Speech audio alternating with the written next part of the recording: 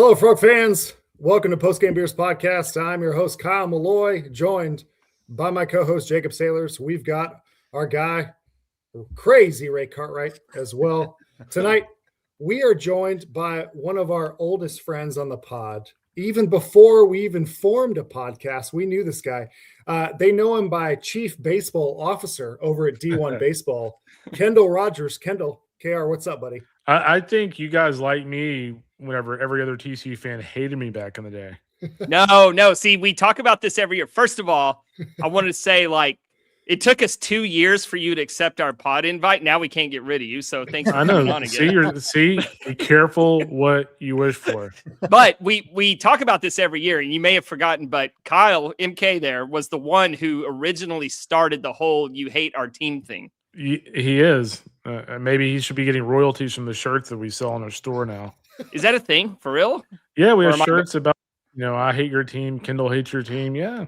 So it's out of your hands now, MK. We were going to say, since he started it and it's been so long, he now has the authority to end it. But since you guys are getting rich off of it, we have to. I've got some lawyer friends. I'm going to pounce. What's really funny, just to, kind of rehashing that story again. What's really funny is I think TCU fans might be one of the fan bases I get along with the most. We're a nice group. So. We really are. Hey, thanks, Kendall. Yeah, thanks, Kendall. Hey, I want to start off with 2 plugs. Okay, so sure, what you got? One is going to be ours and one's going to be yours. All right. Mm-hmm. So on our end, we have a newest sponsor. It's Coors Light. You ever heard of them? Choose, chill, and enjoy the taste of the Rockies. Here we go. In fact, come join us at Texas Live on Saturday before the Arkansas game. We'll be there before that at Sports and Social. Come right in the heart of Texas Live. Exactly. Fortunately, Coors Light has been very grateful to us, and LMK's buying it all every round. It's funny you say that. Coors Light is all right. So show up. They're gonna. Would it be considered unprofessional if I'm an owner of my company and I still come? I think I am HR. Our first question is: would you like to join us before the TCU Arkansas game on Saturday night? Ooh. Yeah. I would love to. We'll check back in. This probably isn't a decision I make on a live show. All right. So all the who's who of college baseball is going to be there. Guys we won't mention their sites on there right now, but you know who they are. Hey, that's why I love my job, because when somebody emails me and bitches about something and complains about me, I'm like, hey, you know what you want to call HR? I am HR, so you're talking to me. That's fine. I guess I could boycott myself. We can get you a table.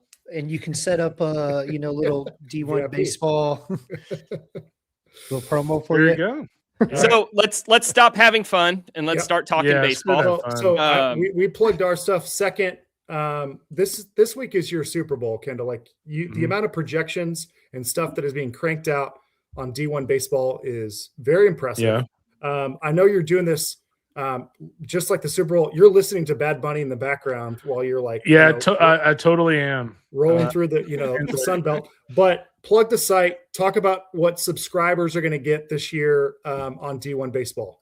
Yeah, you can go to d1baseball.com. We do not have any subscriptions tied to Bad Bunny, so don't worry about boycotting us. We've got a lot of season preview content. One of the best guys in the business that we added last year, and Bradley Smart. He's incredibly smart, no pun intended. Mm-hmm. He has put together quite the resource for our season preview content. So if you want to know the who's who of prospects in the Big 12, you want to know the who's who prospects in the Summit League. I mean, hey, if you're a Summit League fan, we've got it. So there's no better resource to get ready for opening day than D1 Baseball. So let's talk about the Summit League. No, I'm kidding. Let's not. There you go. We could talk about ORU. I will say this: TCU fans can use the code D126 and get 30% off an annual subscription, or you can use the code YLMK and it adds 50% to your subscription. Yes. All right. I'm using it. Sorry. Yeah. Out of spite. Hey, Kendall, what's your favorite week of the year in terms of the content that you're putting out? Do you enjoy preseason? Do you enjoy, hey, we're halfway through and we have a good feeling about some teams we don't know? Or is it like, before the tournament? Like, what's your favorite week? I would say conference tournament week. If I'm being honest, like season preview, week leading up to opening day is a grind. I mean, there's so many things to get done. It's content. It's making sure our partners are set up for success and in line and things like that. So I would say the week of conference tournaments, and I would say also the week after Omaha, whenever teams and coaches decide they're going to make like a really big change. And I get home from Omaha, and all of a sudden I'm covering like 19 coaching changes. I actually kind of like that in a way. So, yeah, that's probably it. Oh, did San Jose State did San Jose State ever fill that pitching coach void? I think they did actually. There actually is a school out there who's potentially firing their pitching coach like on opening day. So that's something I'm tracking down. Not a Big 12 team. Are you like Woj and like at some point you're gonna be like, you know what, I'm done with this, and I'm gonna because I can't handle the content coming in nonstop, like because he just decided to drop out and be an AD of a program or whatever, Yeah, I mean the closest I've probably ever come to that was during all the Schloss stuff, but just because I was getting literally like 40 calls a day. I mean I wouldn't have actually stopped doing this, but I mean I wanted to jump off a bridge just because like everybody was like, what did you know? Did you know this? Did you know that? And so, I mean, it was that way for a full week. So, no, I don't. Man, I love it. A lot of people, it's cliche to be like, oh, I love my job.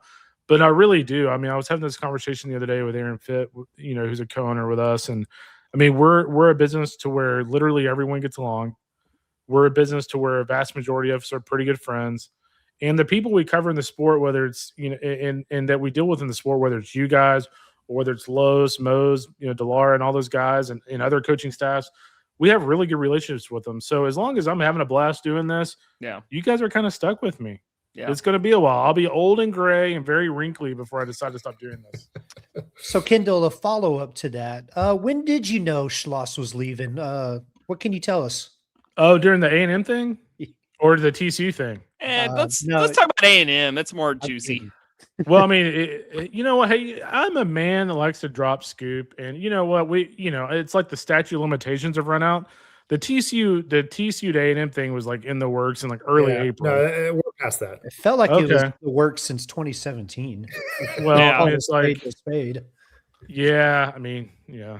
But yeah, I would say like seriously, it was in the works probably April. The A&M Texas thing was kind of interesting.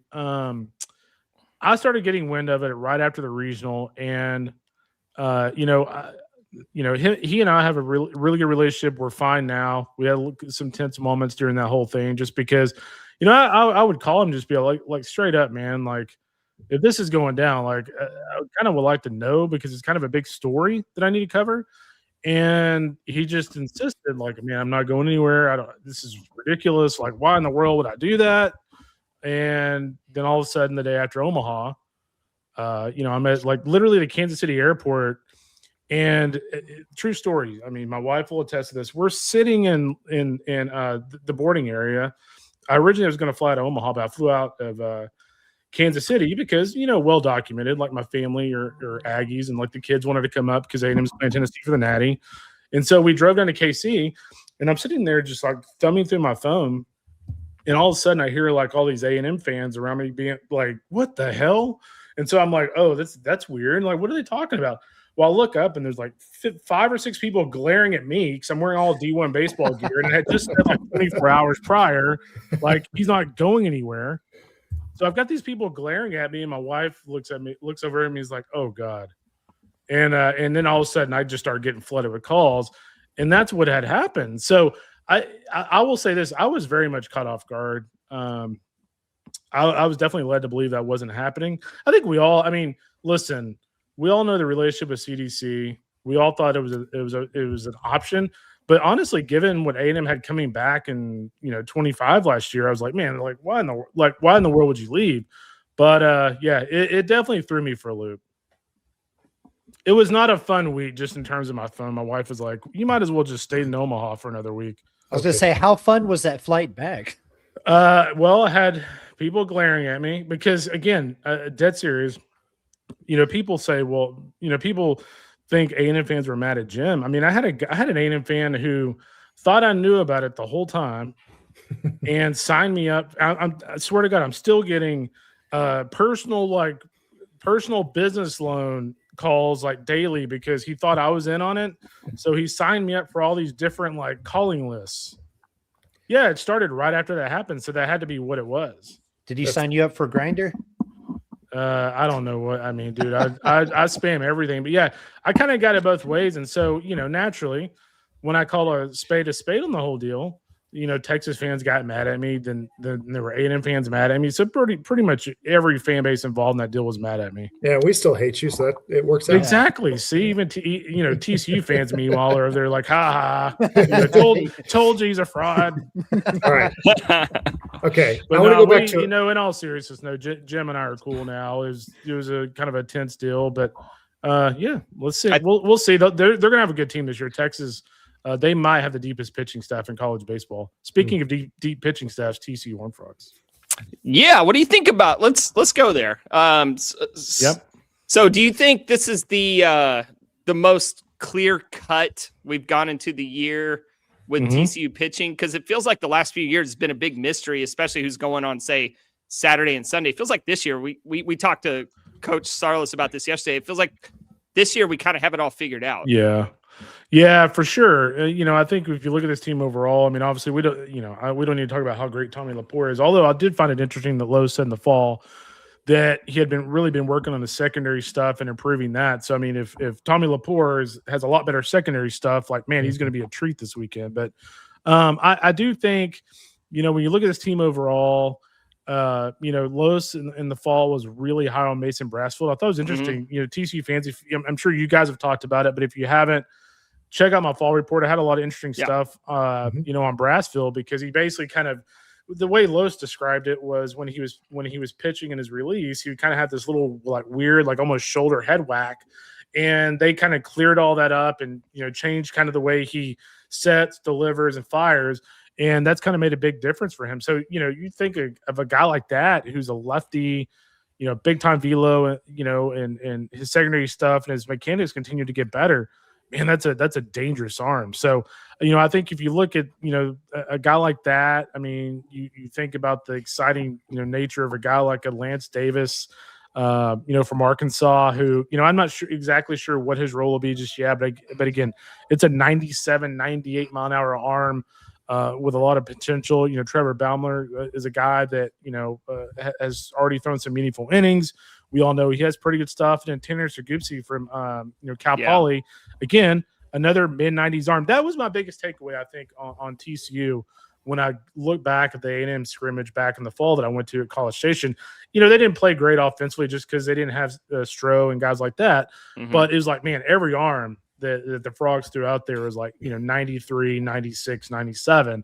And I do think that's a little bit of a deviation away from what TCU's been the last couple of years. Like it was a little bit more power than what they usually have on the mound.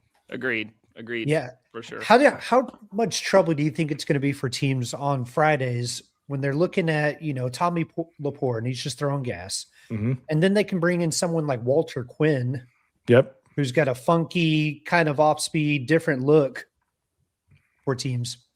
Yeah, that's going to be difficult. And we didn't even get into Quinn or Stern or even Yuli Fernsler, who, Lois, when I talked to him in the fall, and I don't know what his status is right now. I know he's kind of working his way back, but in the fall, like he thought he was like Nick Lodolo 2.0. He's like, man, I hate to like call him Nick Lodolo because Nick Lodolo is a big leaguer, but like it looks like that. So if you even have a guy like him who's healthy, that's a pretty big weapon as well.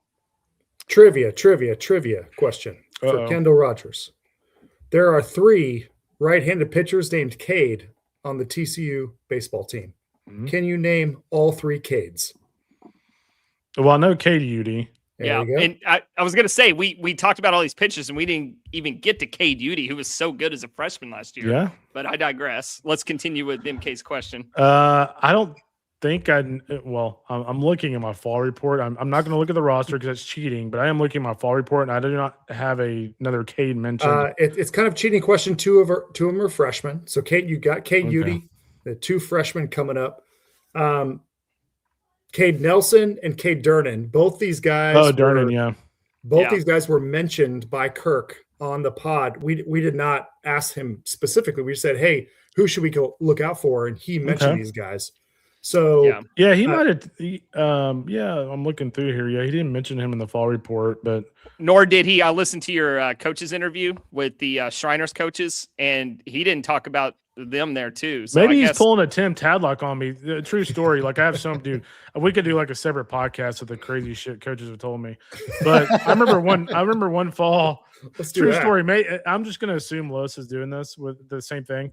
But one fall, Tim Tadlock, who is one of my favorites, like I love Tim, but he kept talking about all these players that look good in the fall.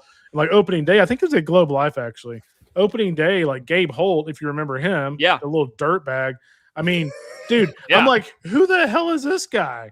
So I called Tadlock and he just starts laughing. I'm like, dude, you cannot do that to me. Like, he's like, the guy was their best player in the fall. He didn't even tell me about him. So for all we know, maybe Cade Durnan was the best player of the fall. And Los is just hiding him. I highly doubt it, though. I'm sure you guys saw plenty of fall practices. We saw a few. I'll tell you who really impressed me in the fall, and you have him. I think it was number 10 on your catchers list, Mr. Nolan Traeger. Yeah, how about that? You know, he's I got to pump Nolan up because he is a Concordia Lutheran guy. I go to the church that's attached to that school, and he played about 10 minutes from me, so I got to give the Concordia Lutheran guy some love. But I think we all kind of thought he was a pretty good defender, but you know, he led the team in hitting in the fall. So absolutely, yeah, he was hitting bombs. I'm excited about him. I'm excited to see him this weekend. I'm really excited about CTSU this weekend in general. Like, I just think there's a lot to like positionally. There's a lot to like pitching wise. And I think this team can 100% win the national championship. Whoa. Okay, let me hold on. I got a good follow-up for that one, Kendall. Okay. This one's actually from Martin. You might remember Martin from years past. He's at work right now, but this is from him. We are in year 3 of your 5-year declaration that the Big 12 will not win a national championship. Are you cashing out on that now? Did I say that? You did. I have a follow-up to that. Okay. Are you cashing out or are you letting that ride?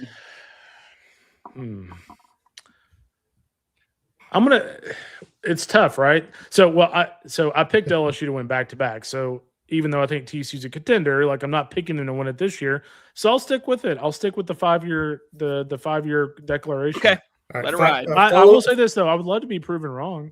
Follow up. By no school more than TCU. You and Runes were on the we're talking about the Big 12 a couple weeks ago. Yeah.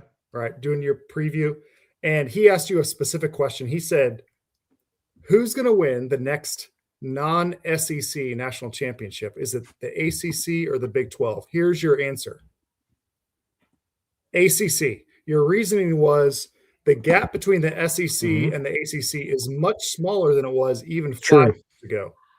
The Big 12 wasn't in there. So my first question is, why do you hate our conference? Of course, yeah. You know, I will say this on a serious note. Like, I do think the ACC and to some extent the Big 12. I do think the gap between the SEC and the ACC is much smaller than it was a few years ago. I think if you look at Georgia Tech, you know, I think Florida State's in a really good spot with Lee Jarrett. Louisville's kind of gotten its footing again. Virginia's really good. North Carolina's elite every year. So I do think that gap is small. The one thing I have liked about the Big 12 is the depth that they've created over the last couple of years. You know, I think Cincinnati with Jordan Bischel, I think the world of that guy. He, to me, is one of those coaches, kind of like Mike Silva at Arkansas State. If you remember him, he was at Nicholls State, somehow created like a big-time winner in Thibodaux, Louisiana. He's doing the same thing in Jonesboro. Well, Jordan Bischel's the same way. Like, everything that he touches turns to gold, and he's done a really good job at Cincinnati. Dan Fitzgerald's done a really nice job at Kansas. You know, Pete Hughes, it looks like, has established consistency at Kansas State. And, you know, I like the rest of this league. So I do think the depth of the Big 12 is starting to really show, because I thought when we did our regional, you know, our regional picks for our field of 64, there were a lot, you know, a vast majority of the Big 12 was in the mix for the spots that we had for that conference.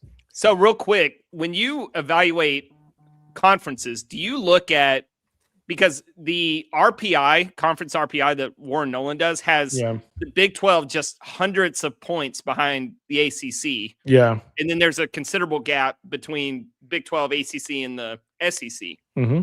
Do you look at it more of like who can win a national championship? Like how top heavy is the league? Because like in football, the Big 12, it may not necessarily be extremely top heavy, but top to bottom, it's, you know, we talk about the SEC every week. It's tough and it's a grind. I think the Big 12 is more of that than the SEC or ACC.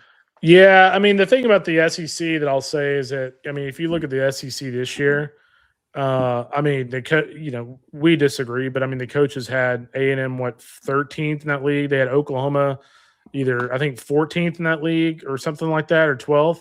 I mean, those two teams have a chance to be really good.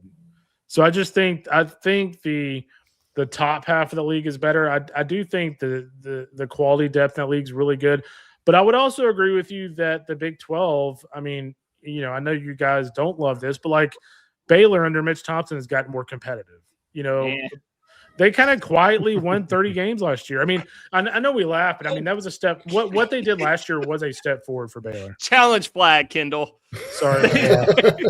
Their non-conference was like 300th in the country. They better have won 30 games. See, you're a Baylor hater. Yeah, no, there's a clip. It didn't go viral, but like some national guys picked up a clip of me saying, I'm not buying Baylor at all. They have no chance to make the tournament. And, you know, Baylor got tagged in that and use this as bulletin board material. Who was thinking Baylor was going to make who was thinking Baylor was going to make the tournament? We'll tell you off air. We don't want to throw anybody under the bus. I was about to say, I'm not like hating on Baylor. I'm just saying I never had them as a potential tournament team last year. Okay, so we agree. And that'll go viral in the Baylor locker room now.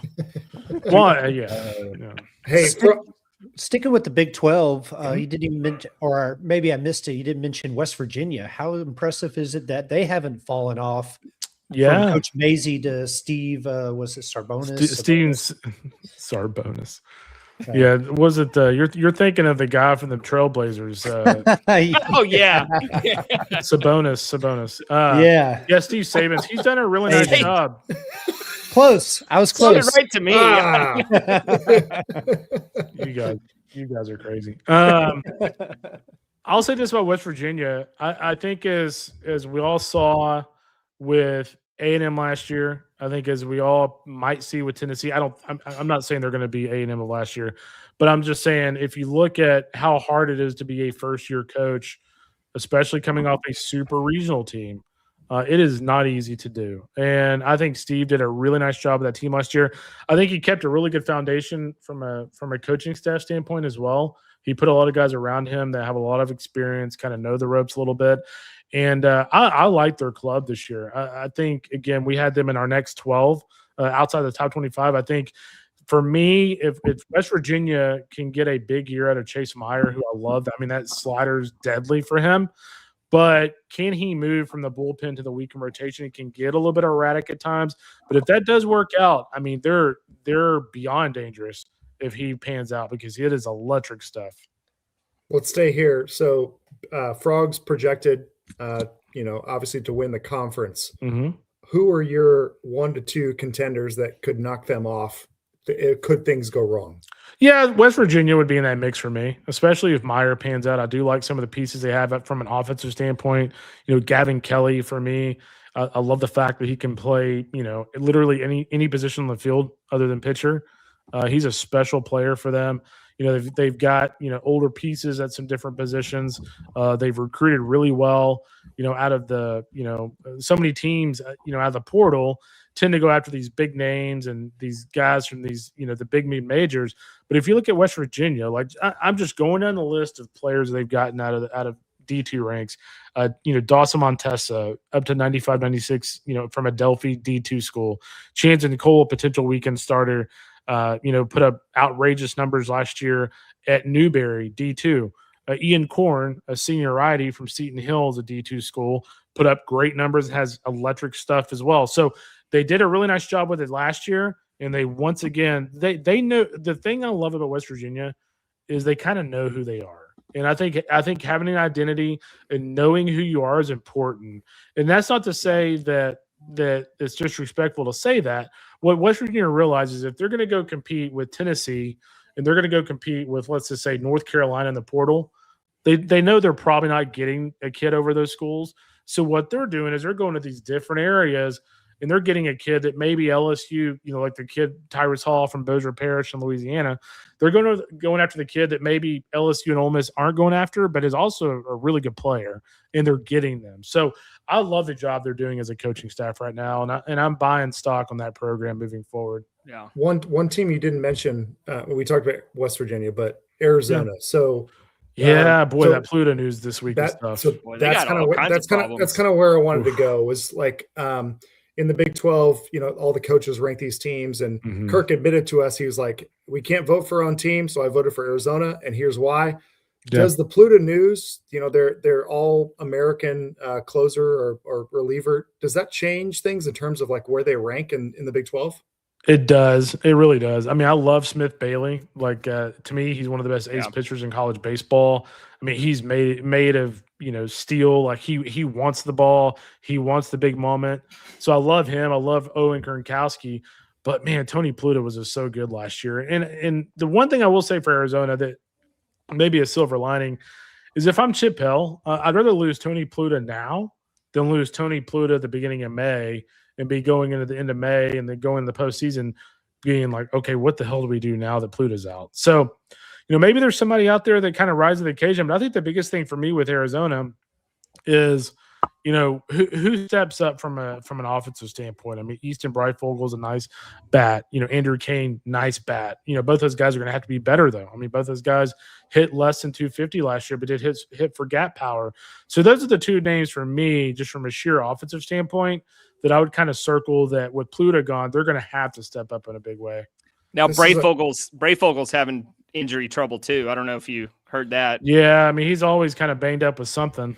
This is our Ben Abelt news last year when we learned, preseason, and we're like, we expected him to be a starter the entire season. Like the week of, the same timing. Too. I remember that. I remember I talked to Los about it, and he was just like, yeah, unfortunately he is done. So yeah, it happens, man. And, TCU went on to have a pretty good year. So I do think, again, I do think finding out about Pluto now is probably a good thing for them. As opposed to 2 months from now where they can't, you always have a backup plan, but you don't have a plan on the fly if you lose him on a Thursday or a Wednesday and you're playing TCU on the road in Fort Worth 2 days later. Yeah. We've talked a lot about how great this TCU team looks like they are. Is this the most talented TCU team since ... Ooh. Man, it's hard for me to say this is a more talented team than some of the teams that went to, Omaha. Was it the team that went, was it 4 times out of 5 years, something like that? So the 2016 team was that was our, Dirk losing to the Heat in 2005 or 2006. That's the natty we should have had. Coastal got us when we were That's right. Yeah, it's hard to say that this team's more talented than that team. That team was stupid good. I mean, I think back to, was that the year they won the Super Regional against Texas? A&M. Oh, okay. What was the year the team they had that Brian Holiday hit a ball? Yeah, that was 2010. Yeah, that team was pretty talented too. That was very talented. A lot of major leaguers on that team, but this team, I mean, we have 2, potentially 3 first-round picks on this team. We've never had that before. Yeah, I mean, it's one of those things you don't really know till you kind of see how things play out, but there's no doubt there's a lot of talent here. I mean, you look around the diamond, I mean, Stroh's going to be a first-rounder. Chase Brunson's got first-round potential. Noah Franco, certainly we know all about his potential, both as a pitcher and a hitter. Lucas Franco, for a kid to go to TCU and start immediately as shortstop, he has to be pretty special in the eyes of that coaching staff. We have a record of that, though. Yeah. I mean, Anthony Silva, Adam Oviedo, Keaton Jones. Those are all pretty good players, by the way. Right. I mean, Anthony kind of had his best year in his first year, but I mean, still, he's a really nice player. The one thing I thought stood out to me in the fall, and I'm actually kind of curious to get y'all's thoughts just based on what you saw throughout the fall, was, Lowe's kind of mentioned to me that he thought Liddington would kind of be like this year's Cole Fontenelle. Yeah. Do you guys kind of get that same feeling too from what you saw in the fall? Yeah. We saw him hit really well in the fall. We had that same thought, and some of that might be influenced, from what Kirk is saying, but from what we saw, it wasn't like he was trying too hard to hit for power. It was a lot of gap to gap base hits, but when he needed the power, it was there. Yeah. Yeah, it's intriguing. You're muted, MK. You're pulling a Kendall. Top 25. All right. 11 SEC teams. Yeah. 2 Big 12, 8 ACC. Is UCLA cursed because you picked them number 1? I don't think so. I mean, they're damn good. Yeah, they're damn good. I mean, A&M last year, I mean, it's kind of funny that people are like, oh, you didn't know what you were talking about. I mean, literally everyone picked them number 1. I mean, had I known they were going to not have Sorrell, not have Grohovic for the year, I probably would have, or at least for a vast majority of the year, I wouldn't have picked them. So I do think UCLA, and my caveat is always if they stay healthy. Yeah. I do think UCLA, when you look at the experience they have, you look at the offensive pieces, Dean West, Roman Martin, Molovai Lavu, Rock Chalowski. I mean, that is an incredibly loaded lineup. It's an old lineup. And I think they have plenty on the mound. With John Savage leading that pitching staff, I never worry about UCLA's pitching. So it is interesting. I do think, like, personally speaking, because this is a staff vote, personally speaking, I kind of think LSU repeats because I actually think LSU is going to be better this year than they were last year. And Jay Johnson, I kind of said this on a Baton Rouge radio show yesterday, but, you always worry about the team after the team that wins it, right? Like, it's just, hey, they're still kind of celebrating a little bit, like how much they actually won it. Dude, Jay doesn't care. Like, Jay is like satisfied and unsatisfied. Like Nick Saban. No, it's very similar. Like he is satisfied they won the national championship, but it's like until he wins 15 of them, he's not totally satisfied. Was he like, the bad thing about winning a natty is I'm behind on recruiting? If Jay hears this, sorry for revealing this, but yeah, after they won the national championship, I remember they had to go do all of the championship celebration and stuff. And he called me and we were talking about transfers. He's like, dude, like A&M and like, Texas and Tennessee, like they have all these guys coming in and we've got all these celebrations to do. I got to go to Disney World. Yeah. My lobster's too buttery. Yeah, the very definition of first world problems. Yeah, that's like having a Lamborghini going, but these two people are getting 2 cars. I mean, to LSU, if you look at their history in the super regional era, after they've won a national title, they've not made it back to Omaha the next year. Yeah, I think this team will get to Omaha. I mean, they're freaking loaded. Derek Curiel at center field, getting Chris Stanfield back in the corner outfield. I mean, that's getting just from a sheer leadership standpoint is huge. And then also the Texas native Kason Evans, I think, is going to be a elite Friday guy for LSU.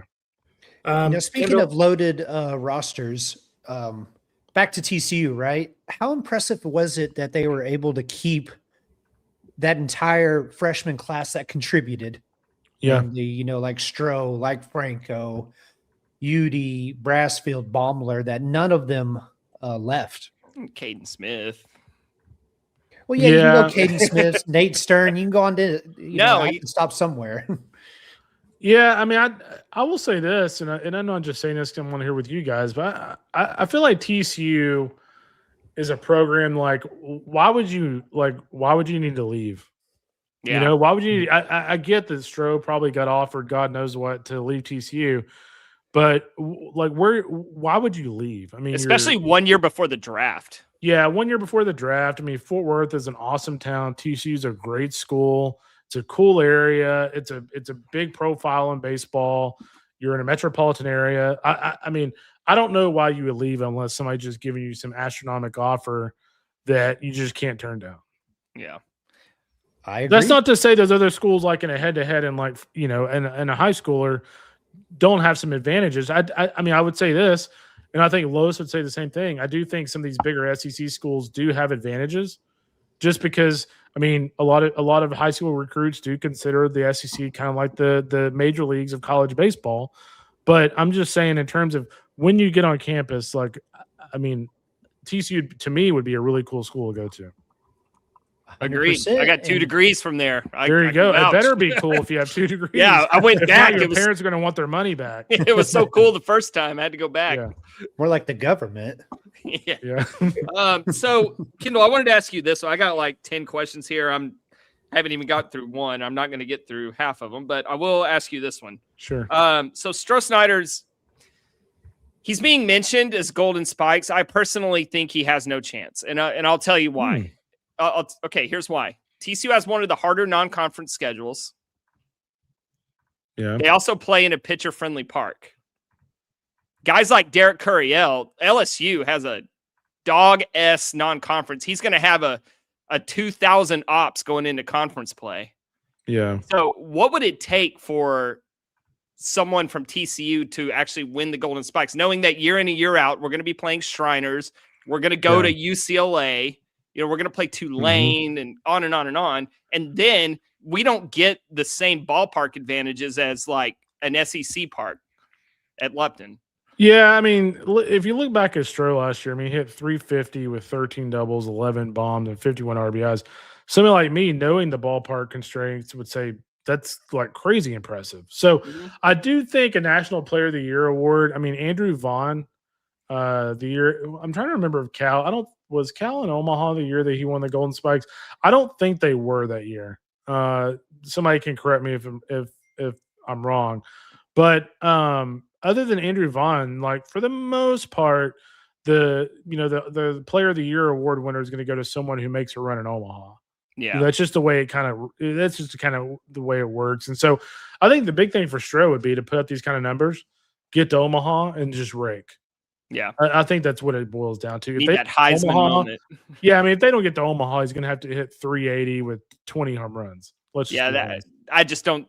I'm at 20. I just don't think it's going to happen. I mean, probably not in that ballpark. I mean, the only thing that might save him, and what's kind of funny is like, it's actually unfortunate that we're not playing outdoors this weekend because the weather's going to be other than the one rain morning, the weather's going to be rather warm for Dallas this time of year. You'd almost rather be outdoors this weekend if you're a hitter. Yeah, for sure. 100%. And Globe Life's kind of pitcher's park. Yeah, it just kind of gets like the air just kind of gets a little stale in there for sure. Maybe they'll open the roof. I don't know. Has anybody asked about that? They will definitely not. Won't be open on Saturday. They won't. They have such strict guidelines for when they open the roof, and I doubt they even. I bet they just throw even. Well, like Fridays, I think sunny with like 75 or something. They don't count on it. Perfect. It's too warm. It's not 72 exactly. Okay, I have another one for you, Kendall. All right. Does it surprise you at all that we're going into 2026 and Kirk Saarloos hasn't been extended past this year? Yeah, I mean, I think he's been successful. I mean, I also think when you look at just him and that program, I mean, it's a pretty strong cultural fit. I feel like he's pretty popular with the fans. I think his coaching staff, I would certainly say with Bill Mosiello and staff especially, is in a good spot with the fan base. So yeah, that does surprise me a little bit.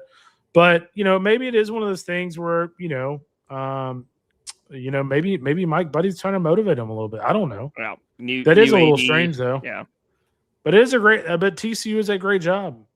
As good as Kirk Saarloos is, I mean, for all I know, and I don't know this, Mike Buddy has somebody waiting in the wings that would take the job. I don't know. Unlikely, but let's just hope for a natty this year, and we'll just squash all that talk. I mean, who knows? Maybe Jim Schlossnagle goes back to Fort Worth. Okay. Kendall, I know you're not a betting man. I'm sure. I would not bet on that, by the way. Yeah, you're not betting. You're not betting on any team. But if you were going to bet on a team to win the College World Series based on their odds, is there a particular one you would choose? Yes, LSU's getting like the best odds out of anybody. Exactly. So you're not getting a lot of value. Yeah, hold on. Let me find it. Let me find the odds real quick. I feel like this is a trick question. It's not. Not a trick question. Just TCU what is plus 5,000. Let's see here. I'm trying to find do you guys have the odds handy? Oh, here we go. Yeah. Baseball odds. Let me know. Maybe the guy who asked the question what should have conference had the odds handy. I mean, hell, the Action Network has TCU at plus 5,000. Yeah, exactly. Like hell yeah, give me that. Yeah. I mean, I would say Florida plus 4,000 is really interesting to me. I think Florida with Liam Peterson, Aiden King in that weekend rotation. I think Sully, after all the stuff that went on in the fall, he is dialed in. He is super motivated, and that dude dialed in. I mean, we see what he can do when he is dialed in. So plus they have Carson Bowen. Yeah, Carson Bowen. Yeah, I mean my guy, even though he turned his back on the Frogs, that's all right. No, that's not what happened. No, there will be no Carson slander. Actually, of course not. We have no ill will against the Bowens because I love that guy. Great family. Yeah. Well, and we also we have some good catchers coming up, so we're good. Yeah, I mean, any other teams for me, like I know I promise you I'm not just saying this because of past history, but I mean A&M at plus 3,000 I feel like is a decent bet. Like if they pitch at all, they're going to be really good because their offense is absolutely loaded. I just have a lot of question marks about their pitching staff. Hey Kendall, so back to Andrew Vaughn and Cal. In 2019, his last two games, he took L's to TCU and Central Connecticut. That's who ended. Okay, yeah. I thought that was at the Fayetteville Regional, right? Yes. Yeah. Okay, yeah. I knew he wasn't in Omaha. So I think he did go to Omaha with one of their teams, but I think he was a sophomore. Yeah, so it could be like that where, I mean, you would have to have an Andrew Vaughn kind of year. But, yeah, I mean, Stroh would be on my short list for sure. There's no doubt. Hey, we've got some feasibility studies coming up, looking at Lupton Stadium, whether or not we got a renovation, we got to build a new one. Build a new one. Hey, okay, you've been to a lot of stadiums, Kendall. So my question is not about what should we like. What I just want to know, what have you seen? What if you were going to build a stadium, college baseball stadium? Mm-hmm. What are some interesting things that we should add in Lupton? Right, like what are some things that you're like, you know what, this was pretty classy. I think this would be nice for the Frogs. Ooh. I like the idea of I feel like Fort Worth, at least in my travels there and going around some of the districts and stuff, it's a really good kind of beer town, like kind of craft beer town kind of deal. I don't know, maybe I'm wrong on that. But I think some sort of beer garden would be really cool, like a club, like some sort of club level down like the right field line. Maybe a winery. I mean, I love that. I thought that was actually a really cool idea, like the Starless. It's a great idea. But I mean, hell, if we're in the last year of a contract year, we don't have an extension. Maybe we should hold off on that. Okay, yeah. Well, we're gonna win the Natty this year. It's all good. Exactly. All good. See, Lois will get his lifetime contract. Hey, did we ask real quick? Sorry, finish that question. I'm gonna table my thought. No, so you guys asked on just ballpark. I will say this. I do think I would build a new one. Tennessee would be kind of the poster child of like ballpark that I would build. If you go look at Tennessee's new ballpark, which I quote tweeted today, Populous did a really nice job of that ballpark. It is a ballpark like TCU where it's going to have to fit in kind of a smaller footprint, and they did an insane job with it. So I think TCU, my buddy, if you're listening, go look at what Tennessee did. I would emulate a lot of the pieces of that. I just think that program, with what they've done over the last 20 years, they deserve a first-class facility. And the only way I think that you can turn that thing into a Taj Mahal of the Big 12 is to build it from the ground up. I do think a birdie told me about a week and a half ago that they think that if they renovate it, it'd be about $45 million. If they build a new one, it'd be about $90 million. So one of you guys, I know one of y'all have $20 million to spend. So subscribe to our Patreon, everybody, and then we will donate. Speaking of our sponsors, Coors Light, Coors Light Field. I do actually think it'd be really cool to be the Lupton Drinking Club ballpark. Yeah, we talked about that. We said if we got enough subscribers, we would throw our hat in the ring and name. Doesn't Missouri, isn't it named after a frat? It is. See, there you go. Y'all have a chance. Now, about Tennessee, are you saying that Lupton needs to have 200-foot outfield fences as well? So we can. Roger Strohsnyder might actually win Player of the Year. If Sawyer was at Tennessee or we had Tennessee's ballpark, I would be putting everything on Sawyer to win. I'll Golden never Spikes. forget Drew Gilbert. He's turned out to be a pretty good player. He's gonna be a big leaguer this year. But I remember one time he hit a ball that looked. It looked like it was hitting the stratosphere. And you go look at like the TrackMan on it. It was like 395, and it looked like it was hit to the moon. Yeah. So yeah, that's exactly what I'm telling you to do. You know what I would actually do if I was TCU? Is I would turn the ballpark around.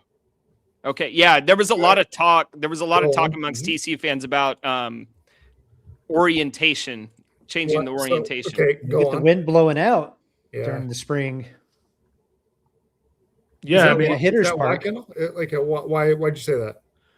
well, if you turn it around, the wind's blowing out Yeah. most of the year. Well, Preston Morrison would hate that. Yeah, but There's I'm saying another- if you turn it around, starting late March, you start to get that Gulf wind. Yeah. It would be blowing straight out. Here's my question for you guys, and I didn't really get into to the weeds with Los on this just yet. But is there another spot on campus or around campus that they could actually build a ballpark? Probably Maybe. not. I know No, he told dude, me they it's- would just build on the existing site, but is there actually somewhere? Dude, that you they could do the potentially rec could- field.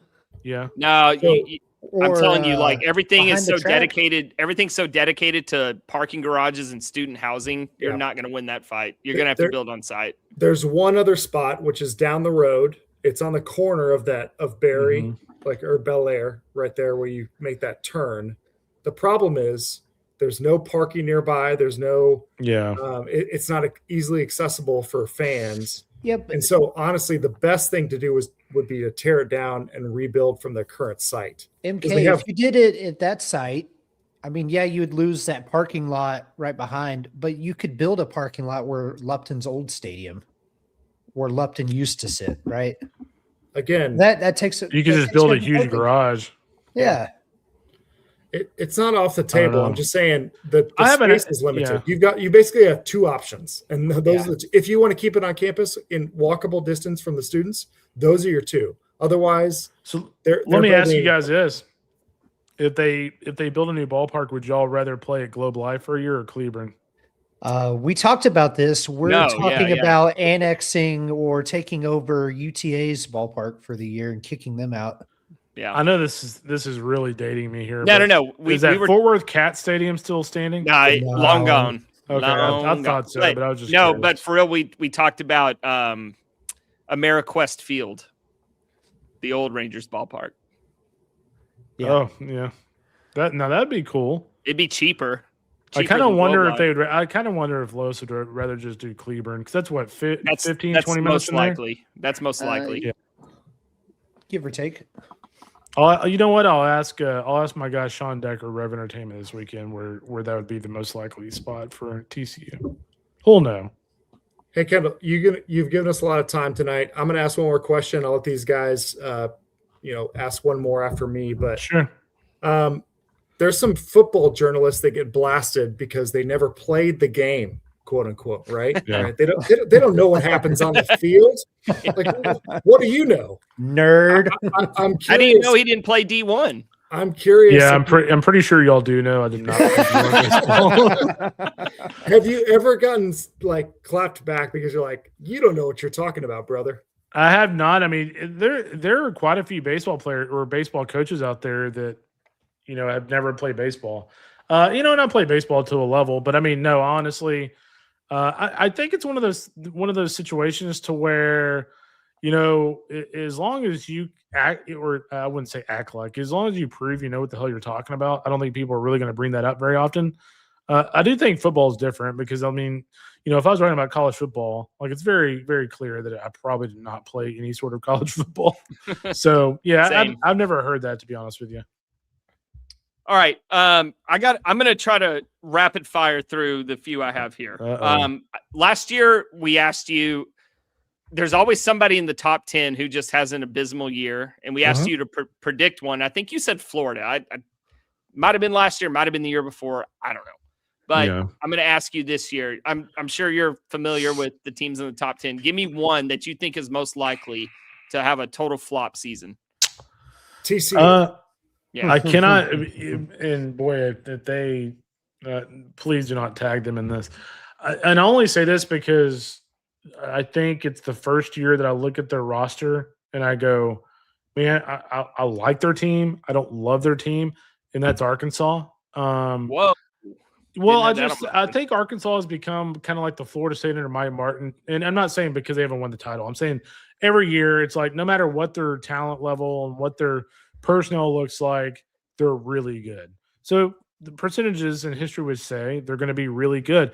But again, if you look at the pitching and you're relying on Hunter D to come back from an injury and be really good.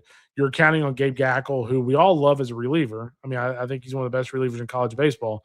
But for him to be the Friday guy, that's a move, right? So let's just say those two things don't pan out. Then Arkansas is in some trouble. So I just think that, and just the offensive personnel, you're going to have a true freshman at the middle and Carson Brumbaugh. Kuhio Loy is going to have to take a big step forward. There's just a lot of question marks about Arkansas, but it gives you an idea of the level of respect that we have for those guys. That we have them 7th in the country with what I would consider a roster with a lot of question marks. So that Saturday game Arkansas not get enough Texas Tech transfers this past. Yeah, just TJ Pompey this year. Yeah, just one. So that Saturday game is a must-win for TCU. Got it. We will report that. No such thing as a must-win. I made this. I made this comment the other day. Texas, the year that we had all the bad weather, Texas, I think got outscored in I was going to say in Omaha and Arlington like 32-4 or something. And if you remember that year, Landon Sims I think struck out like 12 straight Texas batters.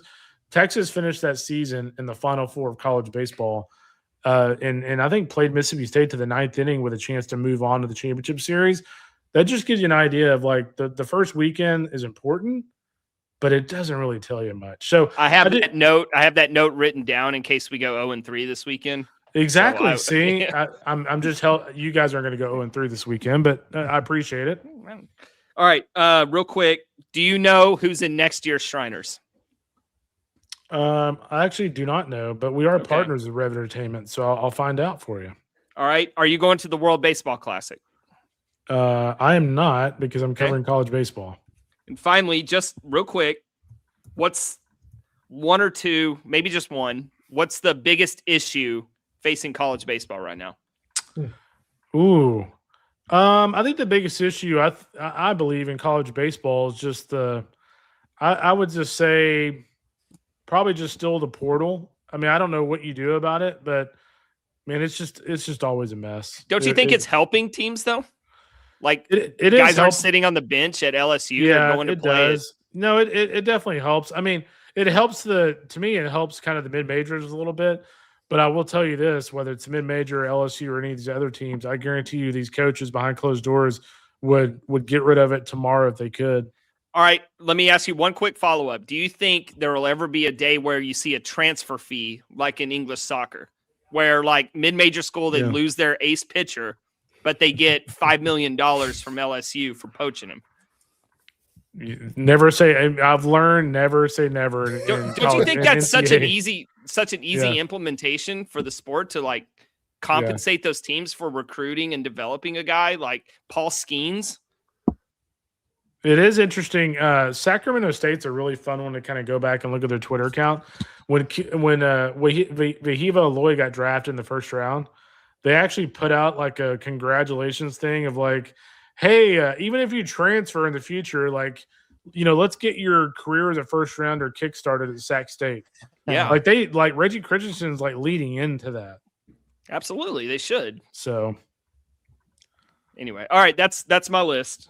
So. Okay. Now I've got a couple of them. All right. We gotta have one that's like really throwing me for a curveball. Yeah. I got one more after Ray. Go for it. Well, I've got a couple, MK. Oh boy. Make them quick. Yeah, no, okay. Man. So we look at TCU through rosy purple tinted glasses. No, you're very honest. We're trying to be. We do try. What would prevent TCU this year from reaching their ultimate goals? Boy, I mean, I don't see a lot. I mean, with this team, I don't see a lot of question marks.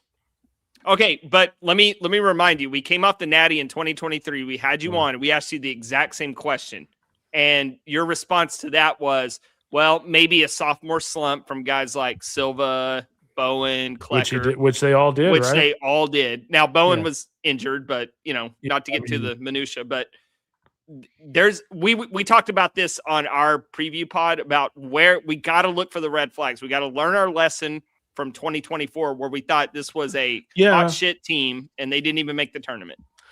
Okay, I'll give you one. If you look at the pitching staff, Mason Brassfield, he was solid last year, but if he doesn't become kind of the pitcher that the Los thinks he can be this year, if you look at the back end of the bullpen, Lance Davis, big time arm, can he consistently throw strikes? Segusi from Cal Poly, really good arm, but again, he's making the move from the middle of a team in the middle of the Big West to the Big 12. Then Walter Quinn, again, super successful pitcher, but again, going from that conference to the Big 12. So maybe it's just one of those deals where if these guys just don't make smooth transitions, that's where things can kind of go haywire.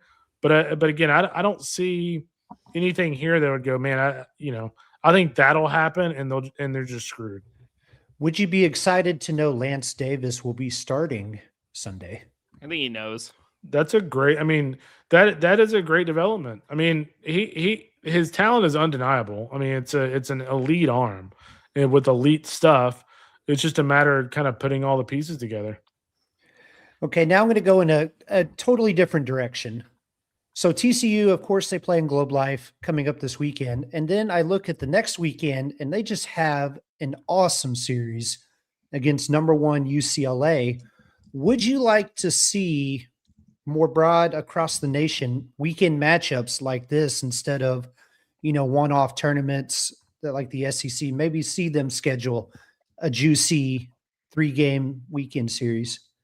Yeah, I like a juicy 3-game weekend series. I actually would love if, and they'll never do it, but I actually would love to see TCU and A&M just play a 3-game series every year. I think that's been a really cool rivalry over the last few years. It seems like every single time those teams play, there's some sort of drama. If you look back in the fall when TCU was there against A&M, I mean, A&M had like 5,000 people there for a fall scrimmage.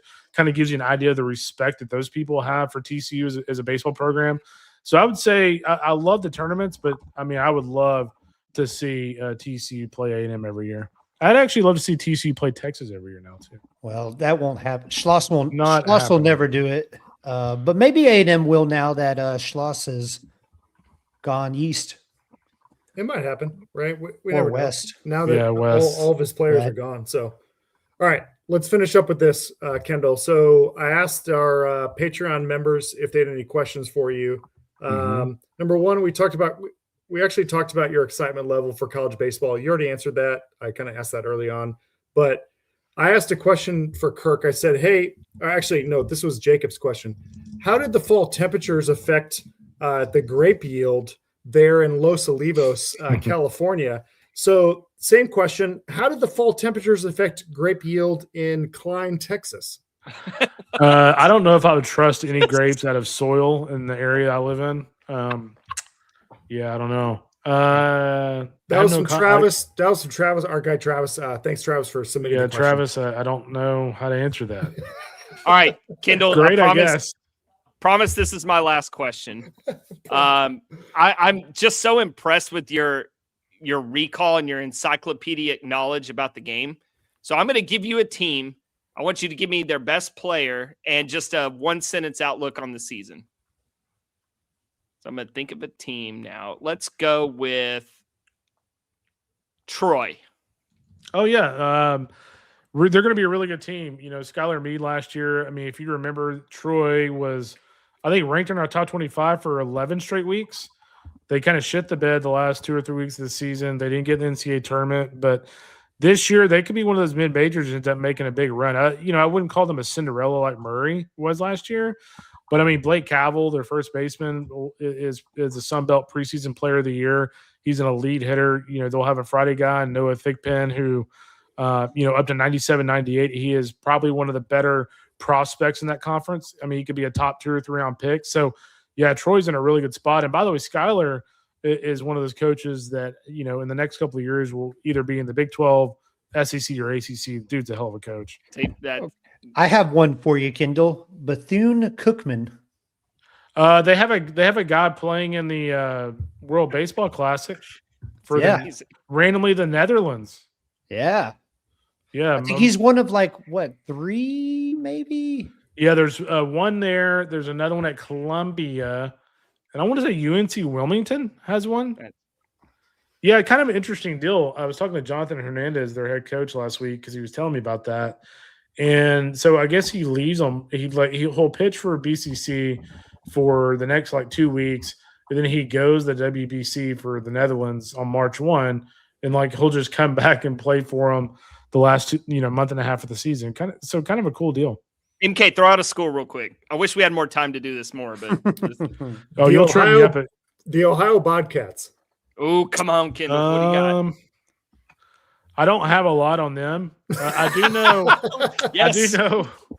I do know one of their departing players from last year, Ben Slanker, is going to be a really good hitter for Louisville this season. Big time power hitter. That's pretty good. That's amazing. Will Iowa State go undefeated in the Big 12? Yeah, they're. You know what? They're losers. Hey, and I'll call them that because they don't have baseball. Dang right. And Kendall, they can't beat TCU in basketball. Come join us. The crowd loves that. 4 o'clock on Saturday. We'll be at Sports and Social at Texas Live. Okay. Step out of Global Life. You can go back in the next game. It's fine. Grab a Coors Light with us and enjoy the Rockies. Dude, you give us an hour every year, and we're grateful for it. So thank you for your time. So this is the busiest. Yeah, what do I do? What do I that right there? Right, what I'm supposed to do? No, that's SMU, dog. That's SMU. Okay, I'm sorry. Yeah, there you go. There you go. We got the go. Wait, how the hell is this SMU? What is that supposed to be? Pony Claw. I don't know. Pony Claw. Yeah, who knows? They don't even have a baseball program. Who cares? Yeah, they're losers too. They don't have baseball. Yeah. And on that, thank you, Kendall. Go Frogs. All right, boys. See y'all this weekend. Appreciate you. Frogs. Thank you. Later, buddy. All right.